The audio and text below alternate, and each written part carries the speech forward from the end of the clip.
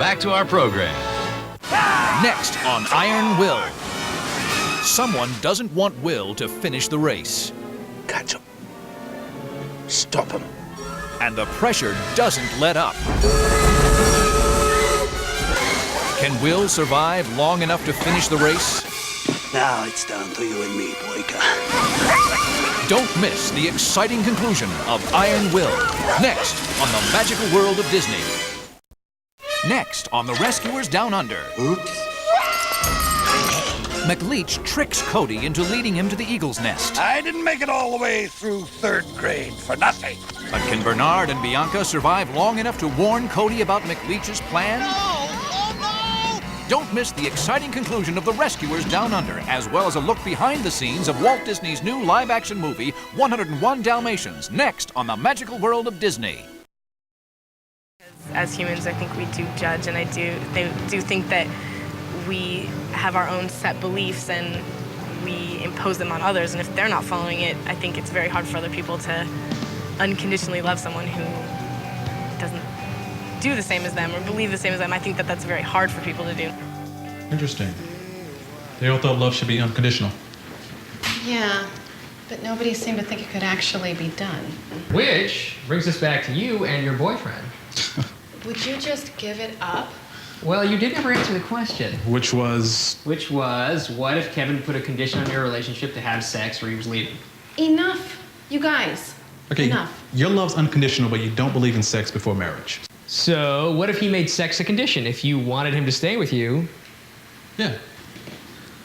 Would you guys just forget it? Look, I'm gonna go get something to drink. Tess, it's just a hypothetical question. Yeah, sex or adios, what do you do? Okay, you wanna play 20 questions? Let's play 20 questions. Okay, Steve, let's see. Who are you sleeping with? Are they good? Are they serious? Oh, is it even a female? Tess, Well, what about you? why are you so wigged out about No, how about you? How about you? Let's see, the girl that you're so in love with. Is she still wanting to be best friends with like all of her exes? How are you handling that? Tess, Anybody you worrying upset. I'm just curious. Yeah, that's what would right. you do? He gave you an ultimatum to have sex with him or he's leaving. I mean, unless you're already sleeping with him. Steve. Oh my God, that's it, isn't it? Could you just cut, please? You are. Steve. He gave you the condition and you gave in. Are you still rolling? That's What? Tess, great. There's no, That is hold on. great. There's no reason to. Great. I'll Tess, take care of come on. Don't get. Oh.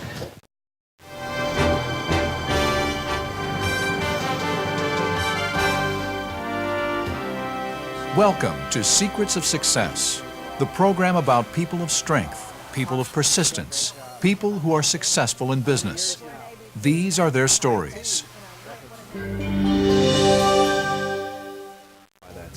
Meet Wayne Huizinga Jr. Wayne Jr., as he is widely known, oversees a business empire worth billions. Pat Gelsinger is Chief Technology Officer for Intel. He's one of the highest-ranking executives in the company. Meet Ed and Dorothy Sissom. They're attorneys who own and operate their own law firm in Minneapolis, Minnesota. If you could say one thing to CEOs, why integrating faith into your business practice is worth the trouble, what would you want to tell them? I would tell them, first of all, that it's good business. What customer doesn't want to be well served? What employee doesn't want to be in an environment where they're respected and valued? And I would tell them that life is more than just this month's bottom line. Muroc Dry Lake, situated in California's Mojave Desert.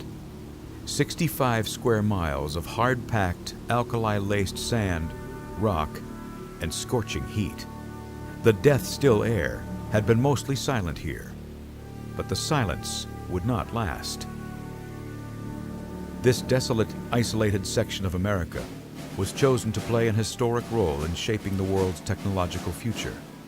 This is the story of the heroes who worked on a top-secret project in this barren setting. The XP-59A Era Comet, the first jet airplane flown in the United States.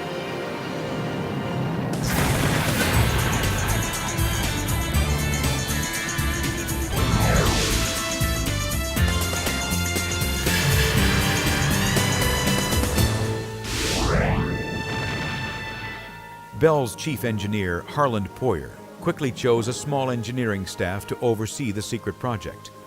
With a sense of urgency, this elite team had to design a completely new type of airplane. They were also required to develop a fighter design that would be suitable for combat service. When the Bell team started the project, there was no contract, and there was as yet no complete agreement. So they had 2 weeks to build or come up with if you will, an initial design concept. Barney Oldfield was the head of Bell's Flight Research Instrumentation Group. One day they came to me in the office at Bell and said, we're going to send you to California. I said, what for? And said, well, we're going to take you out and help test the first jet airplane, the P-59. And I said, well, what's a jet? One guy took a balloon out of his pocket and blew it up and then let it go, and it was, that's a jet.